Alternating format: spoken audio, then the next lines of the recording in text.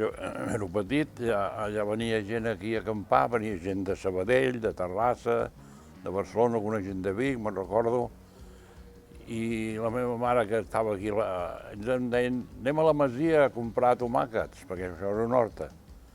I la gent ja va batejar la Masia, els primers que van venir, perquè li deien a la gent, escolta, vés allà a la Masia, i que hi ha una senyora allà que és molt trempada, i la mare va començar a veure que venien a buscar productes de l'horta, va començar a portar aquí una mica de fruita de la plaça, i venia fruita, i va començar a vendre gracioses i una ampolla de vi, que ho posaven en fresc, en un safareig que teníem a davant, que com engegàvem el motor per regar l'horta, l'aigua anava allà, sempre estava fresc, i va començar així ella.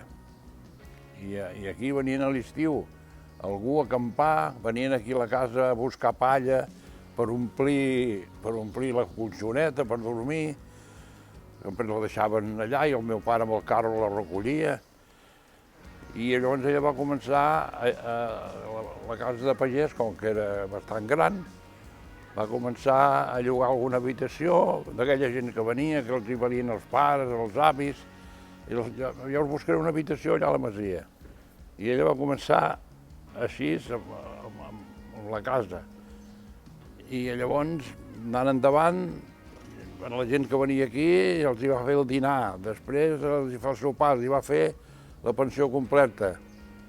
I ella va ser la que va arrencar el negoci, tant del càmping com de la fonda que vam muntar aquí. I així va començar això, de mica en mica. I tot el càmping s'ha anat fent de gra en gra, de gra en gra.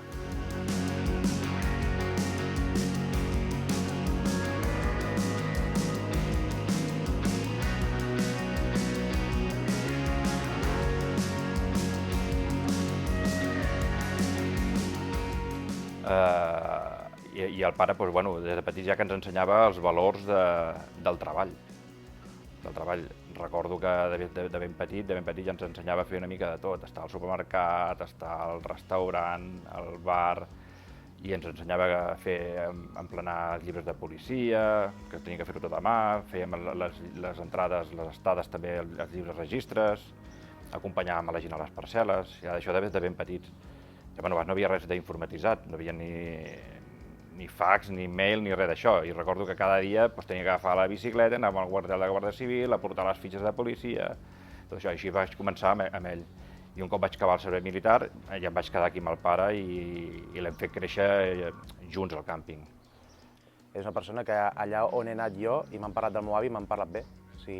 Sempre tothom m'ha dit ostres, tu ets en Manel Solanes, és el net d'en Manel Solanes també, és com, hòstia, el teu avi me l'estimo molt, sempre com...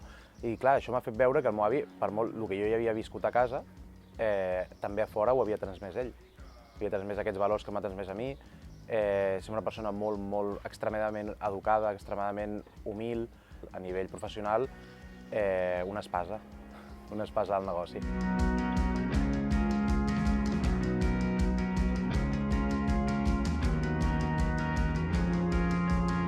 Ell ha sigut sempre el meu jefe i continua sent el jefe quan parlo d'ell. No he sabut dir mai el meu home. Sempre quan parlo amb algú dic el jefe, i moltes vegades me diu, i qui és el jefe? Dic, bueno, és en Manel, i qui és en Manel, el meu home? Sí, he tingut una sort, perquè si vas mirant al voltant, hi ha poca gent que té la sort de que els fills s'hagin quedat a treballar a casa. Nosaltres hem tingut aquesta sort. No, el futur del càmping ha bé. Tenim la quarta generació ja en marxa, i ja el que he dit, que segur que anirem bé de la mà tots junts per fer-lo créixer i seguir millorant el càmping.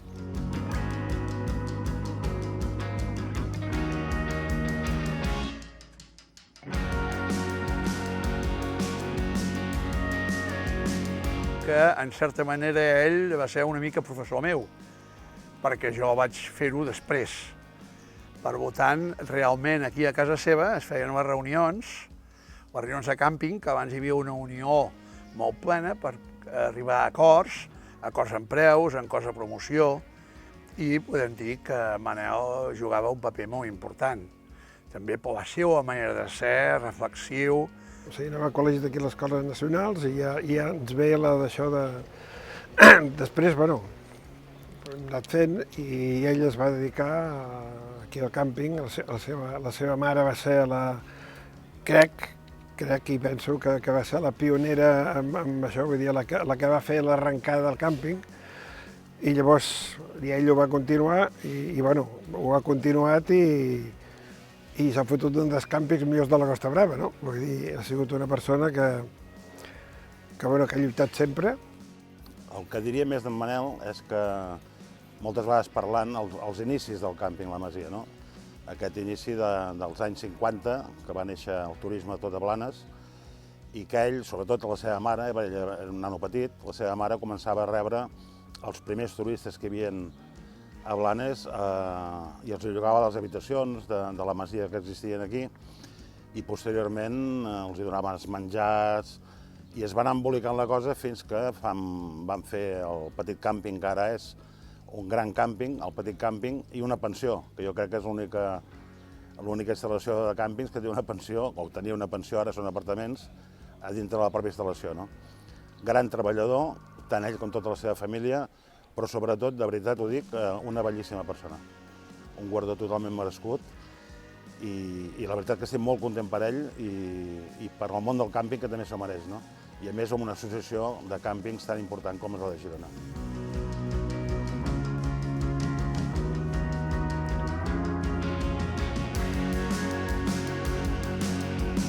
He col·laborat molt amb l'associació de càmping, com que vam formar aquí l'associació de càmpings de Blanes i llavors estàvem adherits a l'associació de càmpings de Girona. I tot quan vam començar a fer propaganda, aquí se va liar una la primera vegada que vam marxar, que vam anar a Essen, i vam marxar cap a Essen a muntar un estand. I llavors, a muntar l'estant allà, la meva dona i les dones dels altres companys, totes vestides de catalana.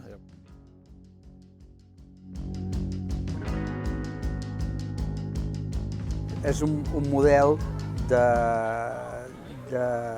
d'empresa molt i molt gironina, no? Aquella empresa que amb arrels a casa i que neix fruit d'una demanda en un moment i en un lloc, però que aquesta demanda continua creixent i aquest càmping es continua posant al dia de manera permanent, no?